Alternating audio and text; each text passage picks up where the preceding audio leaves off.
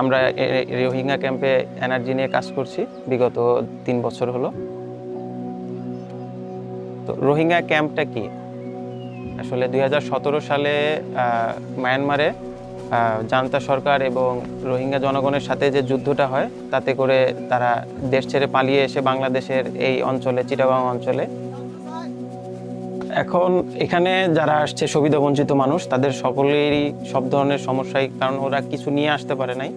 এখানে যা আছে সব কিছুই বাংলাদেশ সরকার এবং ইউএন যৌথভাবে এটা করতেছে। এখন আমরা যেটা কাজ করছি সেটা হলো ইলেকট্রিসিটি। ইলেকট্রিসিটি আসলে কোনো ফান্ডামেন্টাল ডিমান্ড না, কিন্তু আপনি আপাদমস্তক যখন চিন্তা করবেন, এই ইলেকট্রিসিটিটা কিন্তু মোর দেন ফান্ডামেন্টাল ডিমান্ড।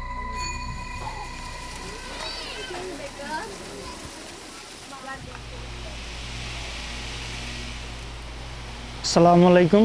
আমার নাম সৈয়দ তুষন, ক্যাম্প 26 শালবাগান ব্লক 83 মাঝি সাতমাঝি হিসেবে আছি।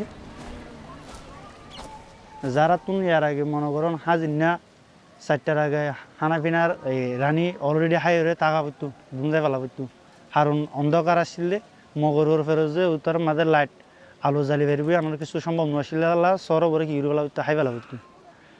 আর কিছু আছে মনে করেন যারা দিনের বেলা ফুজিনদের প্রাইভেট পড়া ছেলে মেয়ে আছে, তারা রাতে মানে ঘরত বাসে আসলে এই লেখাপড়া করতে পারতো না, অন্ধকার ছিল, আলো ছিল না, এর জন্য। তো বাচ্চারা এখন লেখাপড়া করতে পারতেছে। আর হলো গিয়ে আপনার অসুস্থ রোগী যারা ছিল, তাদেরও আগে যে পরিমাণ, অন্ধকারে থাকলে তো এমনি নানান রকম অসুখ বিসুখ এটা হয়ে যায়, বিশেষ করে স্ক্যাবিক্স রোগগুলা, এগুলা প্রচুর পরিমাণে ছড়ায়।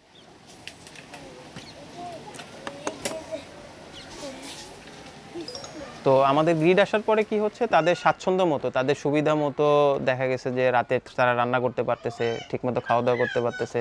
বাচ্চারা রাতে লেখাপড়া করতে পারতো না, শুধু সকালে স্কুলে গেলেই তারা চলে আসতো, সন্ধ্যার সময় ঘুমায় পড়তো। তো ইলেকট্রিসিটি থাকার কারণে কি হচ্ছে, যখন এই আলোটা তারা পাচ্ছে, তাতে অসুখ বিসুখ পরিমাণ অনেক কমে যাচ্ছে, ইভেন এটার সুবিধাভোগী অনেক বেশি। We are Soulshare. We formed to resolve the issue of the energy access. Our CEO, Sebastian Groh, he came to Bangladesh to his PhD research, and then he found out that 70% population didn't have their access to energy. Bangladesh installed 6 million solar home system at the time, and then the data was showing that more than 30% energy was going to waste from those 6 million solar home systems. So then Soulshare formed to solve this problem.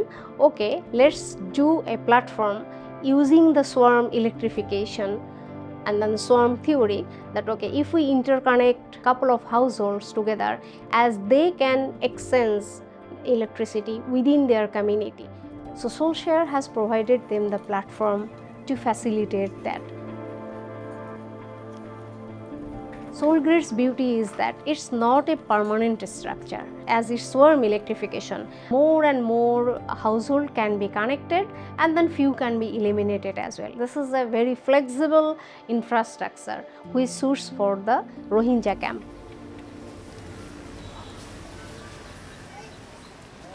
Soul গ্রিডের যে এনার্জিটা, সেইটা soul বক্সের মাধ্যমে গ্রাহক খুব সহজেই তার প্রতিবেশীর সাথে শেয়ার করতে পারে।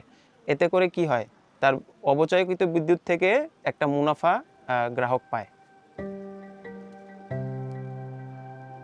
In terms of Rohingya grid, we interconnect 25 households to each other, and every household has one bidirectional meter.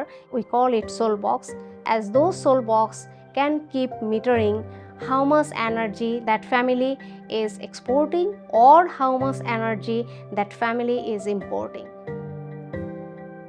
We converted that energy quantity with national currency. When people will start selling to their neighbor, currency will start adding to their soul box. When there is a positive balance into their soul boxes, they are getting a token card from the UNHCR, and then they can buy food, or they can buy clothing, or they can buy their medicine or any other stuff. that's how we are bringing them under financial inclusion, which is completely virtual, but it's meaningful and then real money.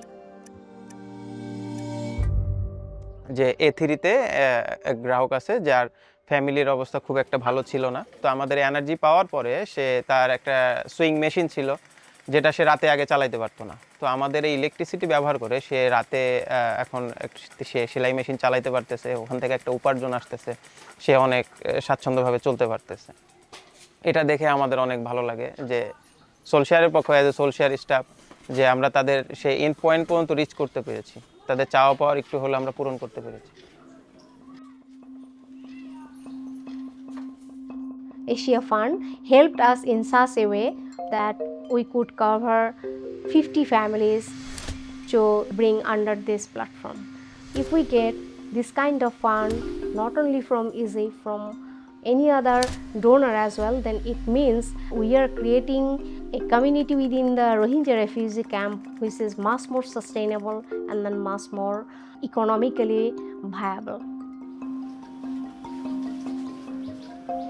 আমার এই ব্লকের সবাই বলতেছে আর ওদের জন্য সব এই সার্ভিসটা পাওয়ার পরে অনেক ভালো হয়েছে। আর বাকি 70 ফ্যামিলি বাকি আছে, ওরাও যে আপনাদের এই যারা দিছে এই সার্ভিসটা ওদের দিকে তাকা রাখছে যে একদিন না একদিন আমাদেরকেও দিবে, কারণ এটা যেহেতু আমাদের ব্লকে 50 ফ্যামিলি পাইছে সার্ভিস, আমরাও পাবো এরকম একটা আশা ভরসা নিয়ে আছে।